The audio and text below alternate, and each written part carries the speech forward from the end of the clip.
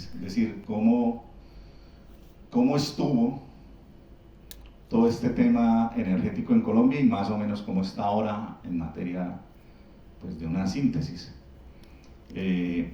Yo siempre, así haya y así esté vinculado directamente con la empresa de petróleos de Colombia, yo afirmo siempre que pues Colombia no es un país petrolero, por ejemplo. Primera claridad, ¿no? Nos han vendido, por ejemplo, hubo un gobierno aquí muy famoso que nos vendió el cuento y los colombianos no lo creímos del boom petrolero, ¿no? Y entonces el boom petrolero era pues que había precios altos y nos servía en la economía del país, ¿ya? Pero no en términos de producción, ni en términos de lo que las reservas probadas de gas y las reservas probadas de petróleo comparadas con las reservas del mundo sean unas reservas importantes. De hecho, en Colombia, después de los descubrimientos de la Orinoquía colombiana, de los yacimientos de Arauca y los yacimientos del Casanare, en Colombia jamás ha vuelto a ver lo que se llama un gigante petrolero, es decir, un pozo o un campo petrolero de esa magnitud. Entonces, dicho esto, ¿cuál fue la característica de eso?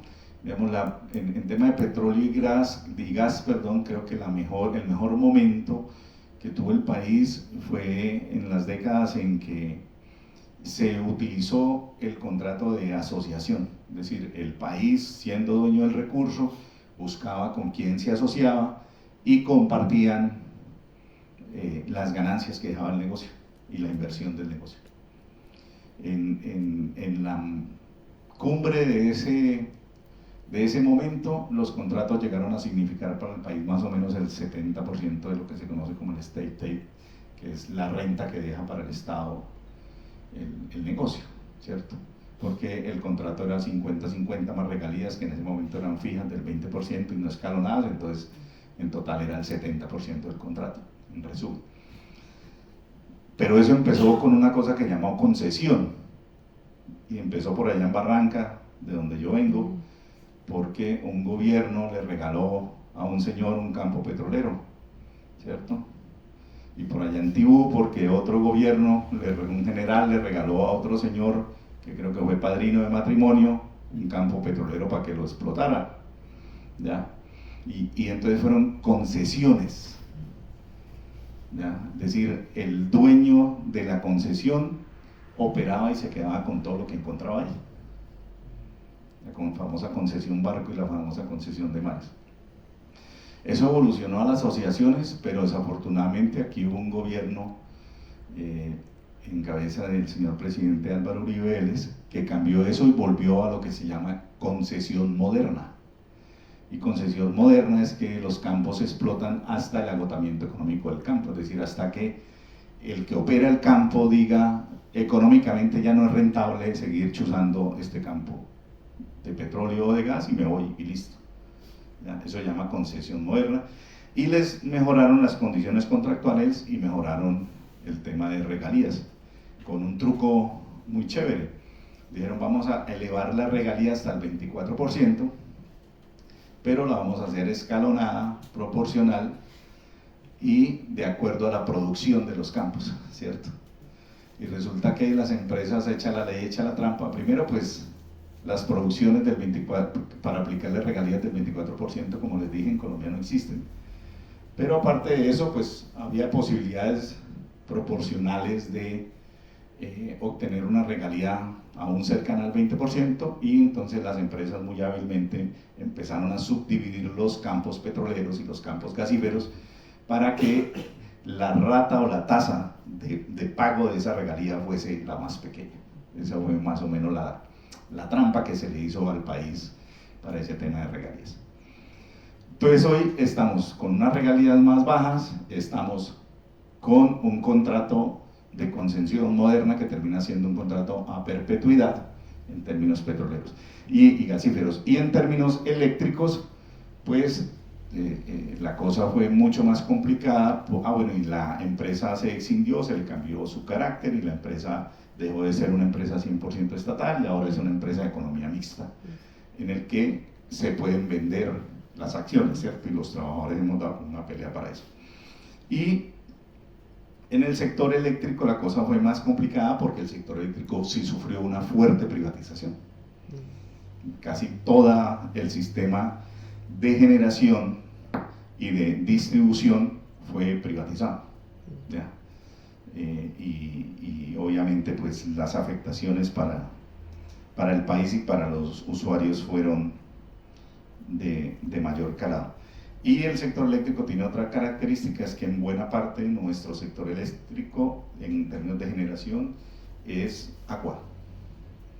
Y entonces ahí hay un debate, especialmente con nuestros compañeros y compañeras ambientalistas, qué tan alternativo es la generación utilizando agua, ¿ya? Y si eso tiene impactos, como lo han expresado muchas comunidades indígenas en Sogamoso, en el Huila, en el Tolima, en todas las partes del país donde se han hecho esas mega represas que han perjudicado tanto. El gran escándalo fue el de Antioquia. Y lo segundo que quiero decir de antecedentes es que pues el debate mundial y el debate en Colombia ha sido muy rico, es decir, y hay una cosa muy interesante, es que el movimiento social y los trabajadores de la industria en general hemos participado en este debate político y en la posibilidad de construcción de alternativas.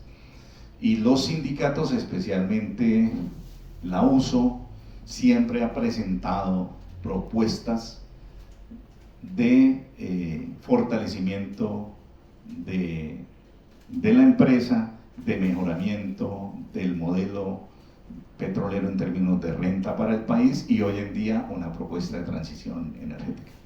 Es decir, en el debate público del país, el movimiento social y los trabajadores hemos jugado un papel clave. Bien, y la última gran propuesta que salió, solamente para dejarlo como referencia, un poco ligado con lo que el sindicato hace en este debate y en el debate de paz, que son dos debates en los que la USO se ha metido históricamente muy fuerte, nace de la Segunda Asamblea Nacional por la Paz, un ejercicio que se hizo en todo el país. Por acá estuvimos en el Risaralda haciendo una de las territoriales, y de allí nació una cosa que se llama la Mesa Social Minero Energética y Ambiental, que da cuenta de una serie de organizaciones sociales y ambientales ligadas al tema energía y al tema medio ambiente. Y de ahí nacieron 16 grandes propuestas alrededor de todo este debate político de transición energética en Colombia. Es decir, tenemos insumos de donde echar mano cuando el gobierno actual nos llame a todo lo que ellos han dicho: transición para el cambio, transición para la paz, y toda esta propuesta de modelo de transición. Bueno, el segundo tema que quiero señalar es cuál es el alcance del debate. ¿Y de qué hablamos cuando hablamos del alcance del debate? Más allá de los planos, porque yo puedo hablar, a veces nos descargan la transición en el plano personal, individual. Entonces nos dicen qué tenemos que hacer, entonces nos dicen: cuando te cepilles los dientes, cierra el grifo, mantén la nevera cerrada de esta forma, no prendas los bombillos de esta manera, ta, ta, ta. Ese es como el plano personal, ¿cierto? Nosotros creemos que hay una dimensión muy profunda, sin decir que no sea importante, porque sí es importante tener, digamos, buenos hábitos alrededor de todos estos temas, pero creo que el ámbito fundamental es el ámbito de la política y del papel que juegan y le asignan a los países, y sobre todo a un país como el nuestro. Entonces, cuando hablamos del alcance de este debate, lo primero que señalamos es: sí, cuando hablamos de transición energética, es decir, solo de energía, producción y uso de la misma. Si hablamos de transición minero-energética e incluimos la minería, si ustedes leen juiciosos el Plan Nacional de Desarrollo del gobierno de Gustavo Petro, hay un apéndice que dice minerales para la transición. Ahora lo dialogamos también, ¿no? Minerales para la transición. Antes les decían tierras raras, ahora los llaman minerales para la transición. Entonces, que son todos estos minerales de componentes para fabricar baterías y otras cosas, ¿cierto? Otro plano y otro nivel de ese debate es si esa transición es agro-minero-energética. ¿Por qué agro-minero-energética? Que es un plano más extenso. Porque en este país, por ejemplo, el 90% de los insumos agrícolas tienen base de hidrocarburos. El 90% de los insumos agrarios. Entonces ahí hay un debate fuertísimo de para dónde va el desarrollo del país en términos agrarios y si nuestros campesinos tienen la posibilidad de desarrollar proyectos de producción de insumos agrarios no a base de hidrocarburos, sino agroecológicos, más amigables con el medio ambiente. Entonces, ese es otro plano de la transición, agro-minera energética. Y el plano más complicado, desde nuestro punto de vista, es el modelo. ¿Ya? Es, bueno, vamos a mantener este modelo. Este modelo, para este país, la asignación del modelo es una cosa que se llama acumulación por despojo, ¿cierto?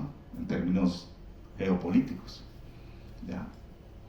Es decir, se le entrega al capital multinacional un territorio para que lo usufructe, saque del subsuelo lo que hay ahí y para eso, si es necesario, desplace comunidades, asesine líderes sociales, como se ha presentado en la gran mayoría de proyectos megamineros del país, porque alrededor de los proyectos hay resistencia social. Lo conocemos en Santurbán, lo conocemos aquí en la zona de Caldas, aquí cerquita a este departamento, en toda la zona de Marmato. Lo conocemos en el Casanare, en las luchas de la gente con las petroleras, en fin, en todas las partes del país donde la megaminería está, o la extracción petrolera o de gas está, hay gran conflictividad social. Entonces, ese es el plano más complejo, bueno, la transición implica un debate sobre el modelo de acumulación.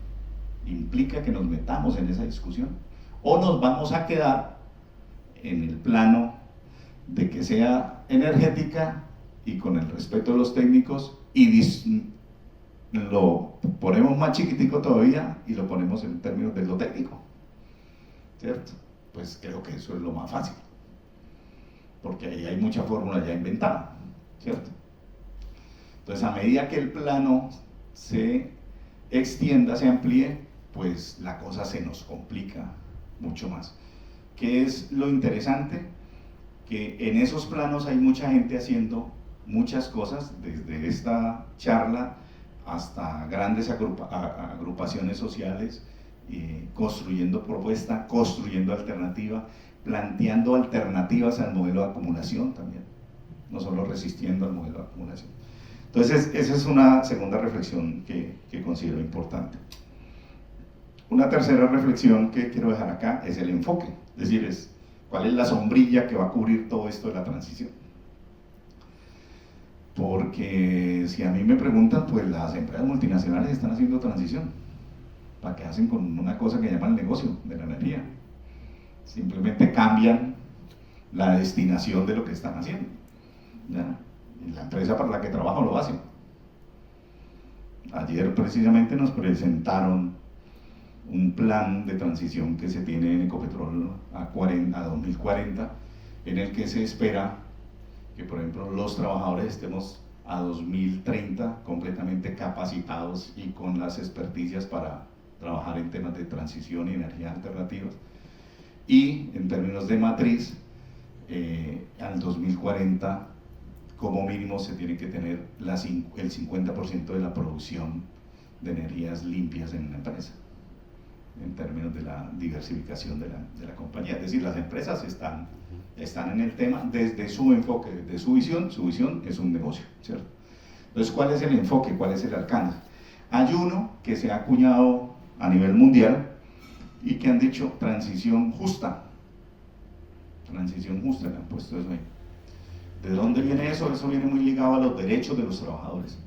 Que los trabajadores del mundo han dicho, oiga, listo, yo comparto, que yo sé el daño que hace esta industria, yo comparto que paremos la producción de carbono, que paremos la producción de petróleo, que paremos los reactores nucleares, pero yo para dónde me voy con mi trabajo. Es decir, que yo no me puedo ir para la calle. Entonces, una transición justa es qué va a pasar con los trabajadores del sector, a dónde van a migrar, con qué capacidades van a migrar, qué hace esa masa trabajadora. Nosotros le hemos venido acuñando otras características a ese enfoque. Nosotros decimos, la transición debe ser una transición no solo justa, sino debe ser social y comunitaria. ¿Por qué? Pues porque todos esos desarrollos que se hagan tienen un impacto directo en un territorio. Y allí hay unas comunidades que construyen planes de vida. Y esos planes de vida han sido afectados históricamente por el modelo de acumulación. Entonces, el alcance de nosotros es mucho más amplio, pero también eso implica que la construcción de la propuesta y de la alternativa tiene que ser diversa, tiene que ser participativa, tiene que ser democrática. En el sur del continente han acuñado una cosa que llaman como las 5Ds, creo que es la diversificación, democratización, bueno, han caracterizado el modelo en términos de una apertura como más general.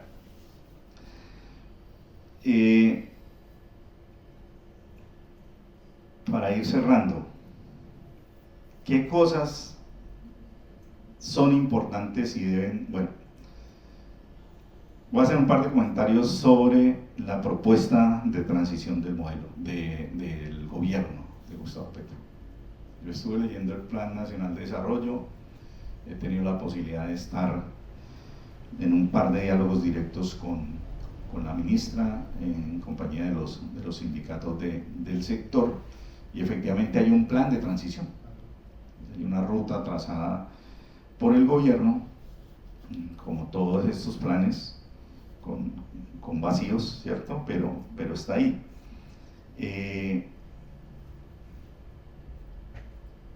Cosas debatibles.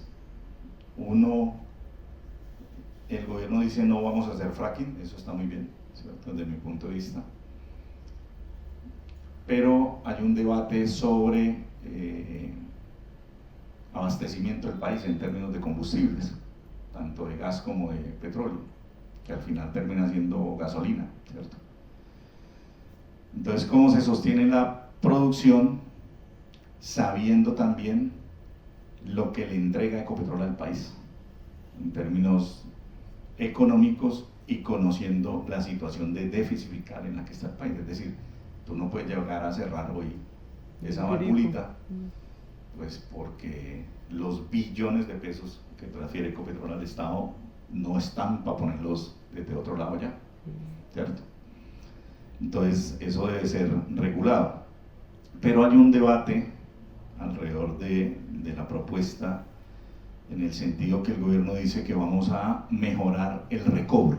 Para los amigos técnicos del tema y para todos en general, ¿el recobro qué es? El recobro es la capacidad que usted tiene de extraer el petróleo que está en un campo o en un pozo petrolero. Ese es el porcentaje de recobro.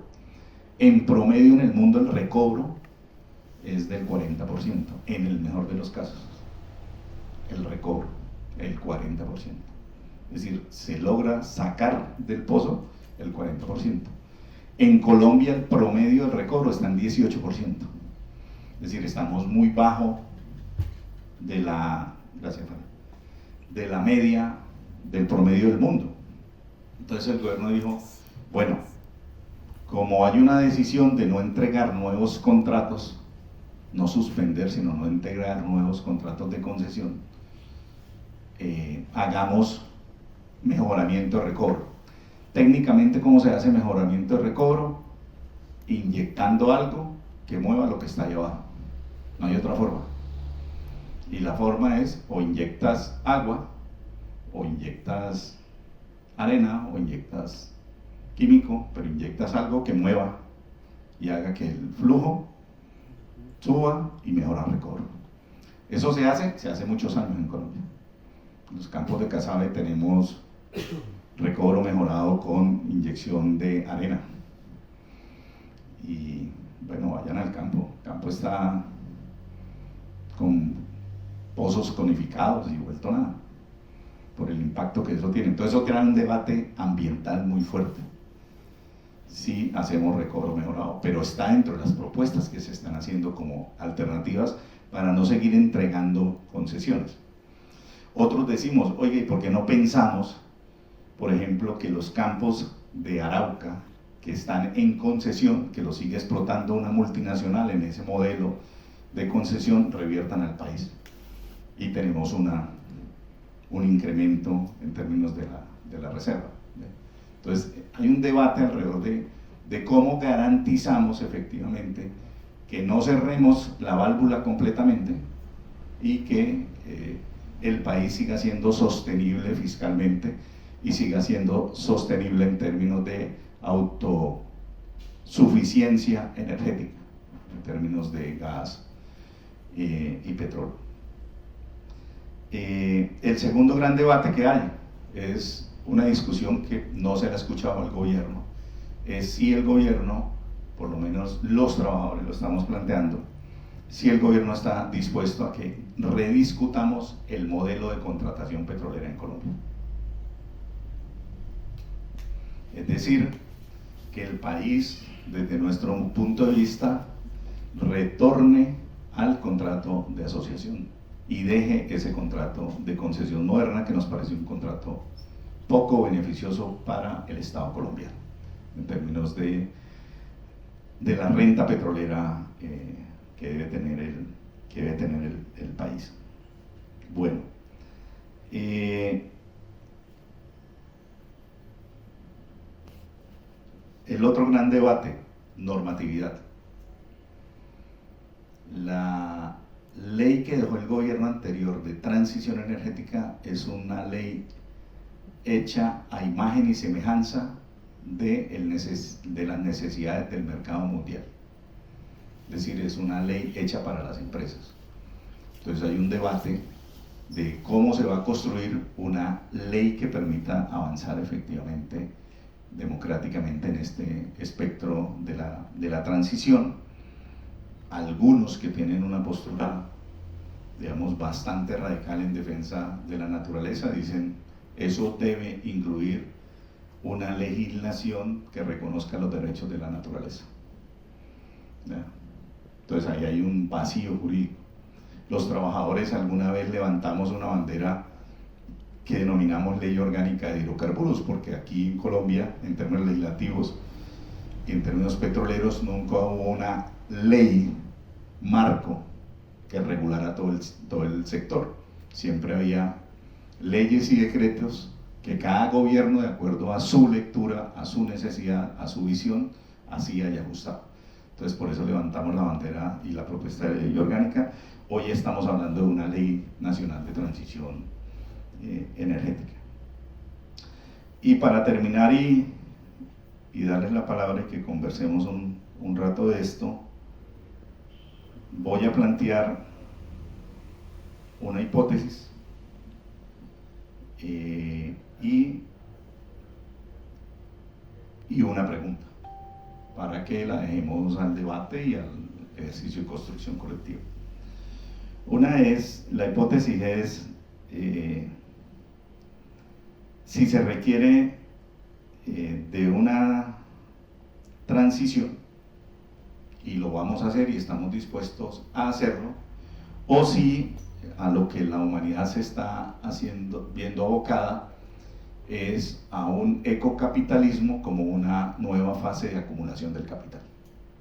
Es una hipótesis que dejo ahí para que la discutan, la trabajen y miremos para dónde va esto, ¿ya? Y lo segundo es una pregunta, es ¿cuál es el nuevo paradigma que vamos a construir alrededor de este tema de la transición y dónde y cómo vamos a validar ese paradigma? Y creo que la academia ahí tiene que jugar un papel muy importante, ¿cierto?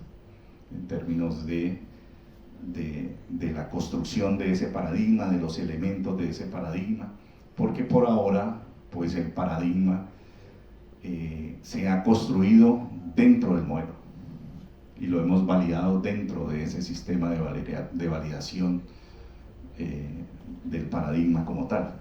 Entonces, ¿cuál es esa alternativa que realmente vamos a construir?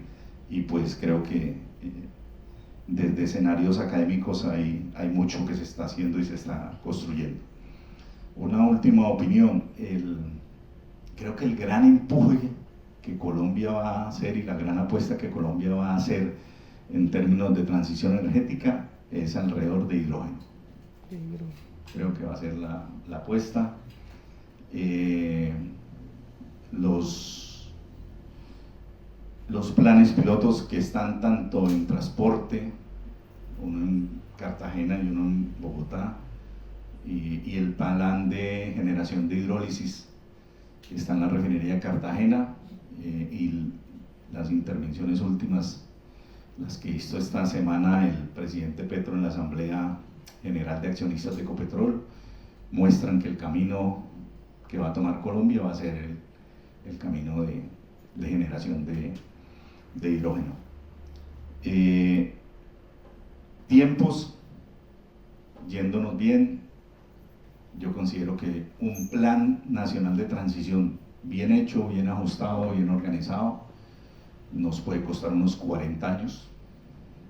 Es decir, que los jóvenes que están en la parte de atrás del auditorio van a ser la generación de la transición, no nosotros. ¿Ya? Eso puede costar 40, 50 años. Los más organizados como Noruega lo tienen a 30 años y llevan más o menos 10 años haciéndolo. Aquí vamos a empezar el debate, ¿cierto? Entonces nos puede costar 40, 50 años si lo hacemos bien juiciosos. Y el último gran debate es ciencia y tecnología y capacidad de que haya transferencia de ciencia y tecnología. Entonces ahí tenemos un debate grandísimo, lo hablamos hace 15 días desde la USO con el director nacional del SENA, porque le decíamos que organizáramos un piloto conjunto entre la USO y el SENA sobre transición energética e impacto en las regiones y en los territorios que van a hacer la transición, es decir, los territorios que van a dejar de ser productores de petróleo y gas y carbón. Y entonces nos sorprendíamos cuando nos decían, por ahora la oferta que hay es para que ensamblen e instalen paneles solares. Entonces ahí uno ve que el reto de ciencia y tecnología es abismal. Entonces, por ejemplo, si tú que estás en esto de las baterías de litio y toda esta cosa, entonces a mí me gustaría que los pudiéramos hacer aquí, no simplemente que nos los traigan de China y nosotros los instalemos. Entonces, ¿cuál es el reto tecnológico? ¿Cuál es el papel de las universidades en capacidades y competencias para generar ciencia y tecnología de cara a la transición energética como tal? Ahí hay toda una vertiente por construir, por debatir. Creo que las universidades lo tienen claro y deben apostar a eso, pero a ciencia y tecnología que se quede aquí en el país, ¿cierto?